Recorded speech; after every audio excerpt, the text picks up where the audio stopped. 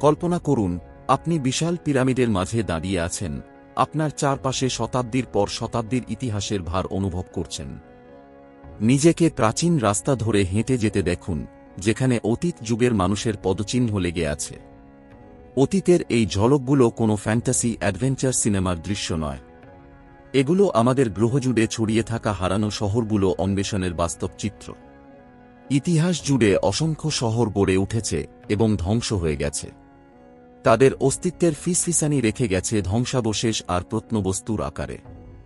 Pompeii কেবল কোনো সাধারণ শহর ছিল না। এটি ছিল খ্রিস্টপূর্ব 1ম শতাব্দীতে সমৃদ্ধ এক ব্যস্ত রোমান শহর।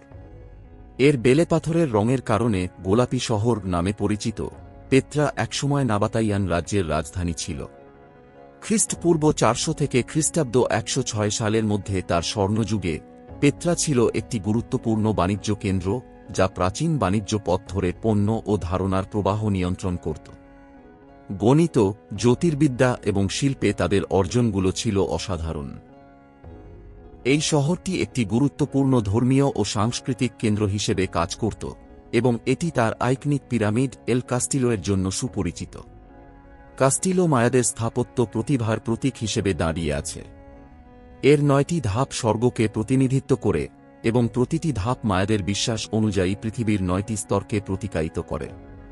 কিন্তু চিচেন ইৎজা কেবল একটি স্থাপত্য বিস্ময় নয়।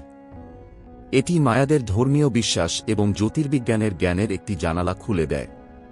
আমরা যে প্রতিটি শহর অন্বেষণ করেছি, তা সময়ের ঊর্ধ্বে এক উত্তরাধিকার রেখে গেছে। পম্পেইয়ের ভুতুড়ে ধ্বংসাবশেষ হোক, পেত্রায়ের স্থাপত্যের উজ্জ্বলতা হোক, অথবা সিন্ধু সভ্যতার রহস্যময় বিষয়গুলো হোক, এই স্থানগুলো আজও আমাদের কল্পনাকে মুগ্ধ করে এবং বিস্ময় জাগায়। হারানো শহরগুলো মানব প্রচেষ্টার ক্ষণস্থায়ী প্রকৃতি এবং সময়ের নিরলস অগ্রযাত্রার একটি অনুস্মারক হিসেবে কাজ করে। তারা আমাদের শেখায় যে এমনকি সবচেয়ে শক্তিশালী সাম্রাজ্য এবং অত্যাধুনিক সভ্যতাগুলো সময়ের অবিরাম প্রবাহ থেকে মুক্ত নয়। কাস্টিলোর দিকনির্দেশক বিন্দু এবং বিষুবগুলির সাথে সামঞ্জস্যপূর্ণ বিন্যাস থেকে বোঝা যায় যে মায়ারা এটি স্বর্গীয় চক্র ট্র্যাক করার জন্য ব্যবহার করত। আপনি যদি সময় পেরিয়ে এই অ্যাডভেঞ্চারটি উপভোগ করে থাকেন, তাহলে আমাদের একটি থাম্বস আপ দিতে এবং আরও উত্তেজনাপূর্ণ অন্বেষণের জন্য সাবস্ক্রাইব করতে ভুলবেন না। এবং যদি আপনার কোনো চিন্তা, পরামর্শ বা অভিজ্ঞতা শেয়ার করার থাকে, তবে নিচে মন্তব্য বিভাগে জানান। আমরা আপনার মতামত জানতে আগ্রহী। পরবর্তী সময় পর্যন্ত অন্বেষণ চালিয়ে যান, প্রশ্ন জিজ্ঞাসা করতে থাকুন এবং উত্তর খোঁজা বন্ধ করবেন না। চিকোয়ালকোতে অবস্থিত গ্রেট বল কোর্ট মায়াদের উদ্ভাবনী প্রতিভার আরেকটি প্রমাণ। এই বিশাল আয়তাকার কোর্টটি একটি পবিত্র বল খেলার জন্য ব্যবহৃত হতো, যা মায়া সমাজে অত্যন্ত গুরুত্বপূর্ণ ছিল। এই খেলায় দুটি দল একটি ভারী রাবারের বলকে মাটির উপরে উঁচু করে স্থাপন করা একটি পাথরের রিংয়ের মধ্য দিয়ে চালনা করার চেষ্টা করত।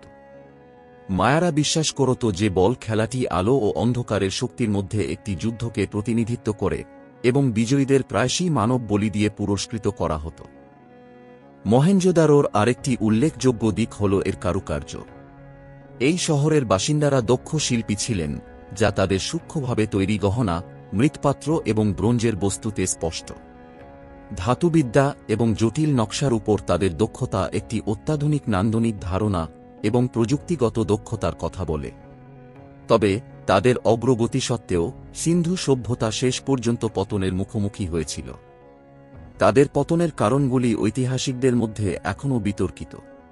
কিছু তত্ত্ব পরামর্শ দেয় যে জলবায়ু পরিবর্তন এবং প্রাকৃতিক দুর্যোগ একটি ভূমিকা পালন করেছিল, অন্যরা আর্য আক্রমণ এবং মৌসুমী বায়ু প্রবাহের পরিবর্তনের দিকে ইঙ্গিত করে। কারণ যাই হোক না কেন, এই সভ্যতার পতন এই অঞ্চলের ইতিহাসে একটি গুরুত্বপূর্ণ মোড় চিহ্নিত করেছিল। মহেঞ্জোদারোতে সাম্প্রতিক খনন কাজ সিন্ধু উপত্যকার মানুষের দৈনন্দিন জীবন সম্পর্কে নতুন অন্তর্দৃষ্টি প্রকাশ করেছে।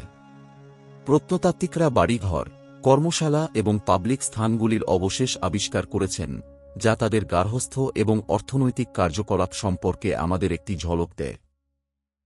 একটি এখনও পাঠোদ্ধার না হওয়া লিপিতে শিলালিপি সহ শিলমোহরগুলির আবিষ্কার গবেষকদের মুগ্ধ করে চলেছে। এই শিলমোহরগুলি সভ্যতাটির অর্থনীতি এবং বাণিজ্য নেটওয়ার্ক সম্পর্কে মূল্যবান সূত্র সরবরাহ করে।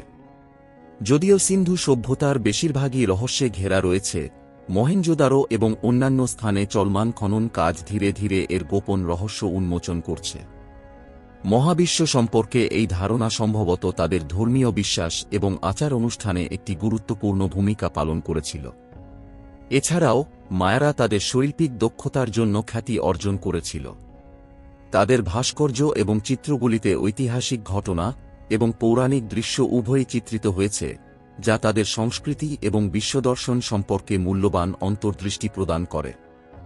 সবচেয়ে আইকনিক মায়া শহরগুলির মধ্যে একটি ছিল টিকাল, যা গুয়াতেমালার গভীর জঙ্গলে অবস্থিত।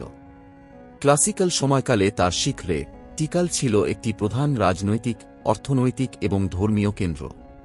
কল্পনা করুন, শহরটি বিশাল এলাকা জুড়ে বিস্তৃত, বিশাল পিরামিড দ্বারা সজ্জিত এবং কার্যকলাপের সাথে সরগরম। মায়ারা চিত্তাকর্ষক সিঁড়ির পিরামিড তৈরি করেছিল, কিছু 100 ফুটেরও বেশি উচ্চতায় পৌঁছেছিল, যা তাদের দেবতাদের উৎসর্গীকৃত মন্দিরের প্ল্যাটফর্ম হিসেবে কাজ করত। এই কাঠামোগুলি কেবল মায়াদের ঐশ্বরিকের সাথে সংযোগের প্রতীক ছিল না, বরং তাদের উন্নত প্রকৌশল দক্ষতাও প্রদর্শন করেছিল।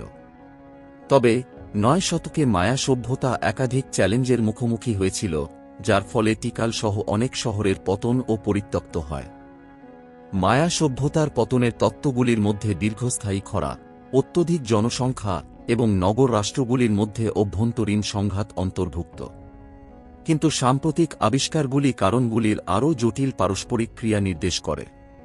প্রত্নতাত্ত্বিকরা ব্যাপক খরার প্রমাণ পেয়েছেন, কিন্তু তারা আরও আবিষ্কার করেছেন যে মায়েরা উদ্ভাবনী কৃষি কৌশল এবং আরও বাসযোগ্য এলাকায় স্থানান্তরের মাধ্যমে এই পরিস্থিতিগুলির সাথে মানিয়ে নিয়েছিল।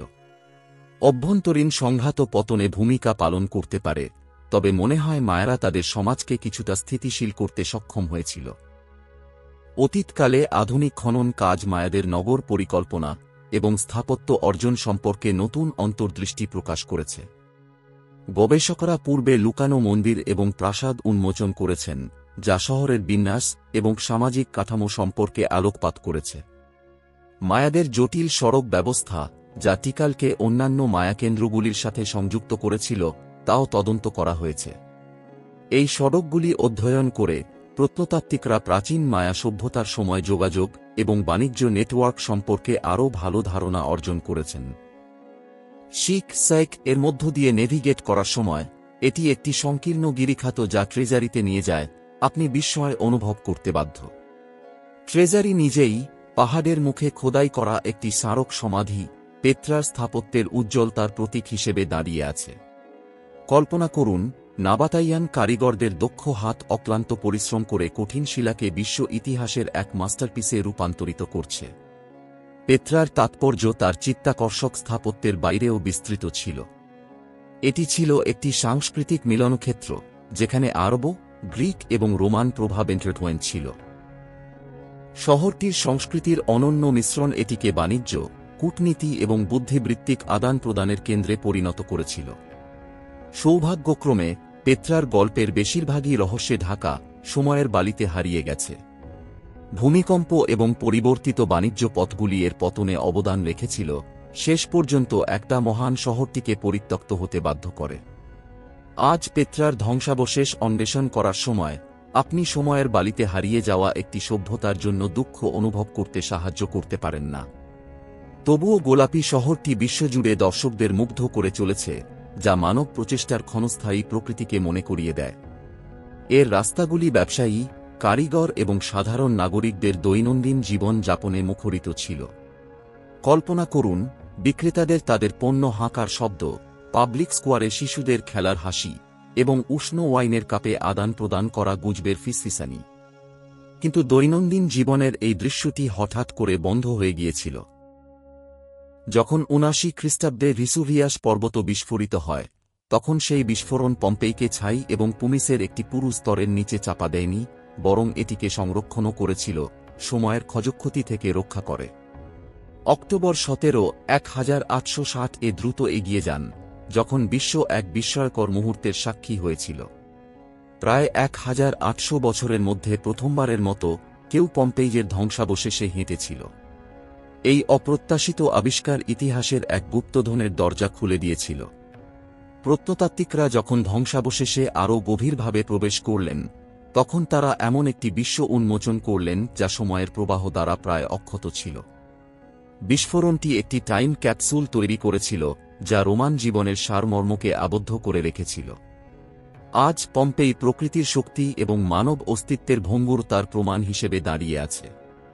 বিশ্বজুড়ে দর্শনার্থীরা এর খননকৃত রাস্তাগুলি দিয়ে ঘুরে বেড়ায়, এখনও দেয়ালে সজ্জিত ফ্রেস্কোগুলি দেখে বিস্মিত হয় এবং যারা একসময় এই স্থানটিকে বাড়ি বলত তাদের জীবন কল্পনা করে।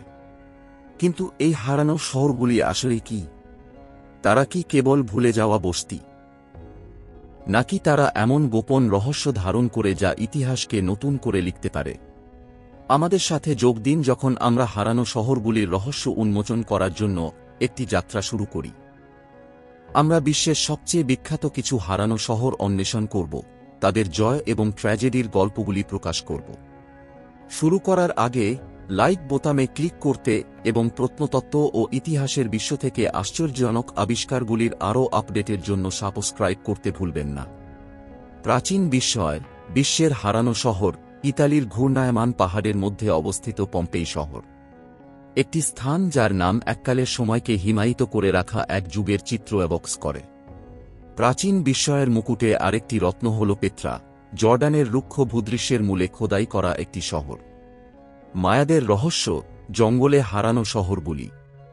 প্রাচীন মায়া সভ্যতা মেক্সিকো, গুয়াতেমালা এবং বেলিজের বর্তমান অঞ্চলে প্রায় 2000 খ্রিস্টপূর্বাব্দ থেকে 1697 খ্রিস্টাব্দ পর্যন্ত বিকাশ লাভ করেছিল। মায়াদের আরেকটি মনোমুগ্ধকর হারানো শহর হল চিচেন ইৎজা, যা এখন মেক্সিকোতে অবস্থিত। সিন্ধু সভ্যতার রহস্য উন্মোচন। সিন্ধু সভ্যতা, যা 3000 খ্রিস্টপূর্বাব্দ থেকে 1300 খ্রিস্টপূর্বাব্দের মধ্যে বর্তমান পাকিস্তান এবং উত্তর পশ্চিম ভারতে বিকাশ লাভ করেছিল, একটি ব্রোঞ্জ যুগের সংস্কৃতি ছিল যা তার নগর পরিকল্পনা এবং উন্নত প্রযুক্তির জন্য বিখ্যাত ছিল। উপসংহার: হারানো শহরগুলির স্থায়ী উত্তরাধিকার। যখন আমরা এই হারানো শহরগুলির মধ্য দিয়ে আমাদের যাত্রা শেষ করি, তখন আসুন ইতিহাস এবং সংস্কৃতি সম্পর্কে আমাদের বোঝাপড়ার উপর তাদের স্থায়ী প্রভাব নিয়ে রিফ্লেকশন করি। বিশ্বের হারানো শহরগুলির মধ্য দিয়ে এই অবিশ্বাস্য যাত্রায় আমাদের সাথে যোগ দেওয়ার জন্য আপনাকে ধন্যবাদ।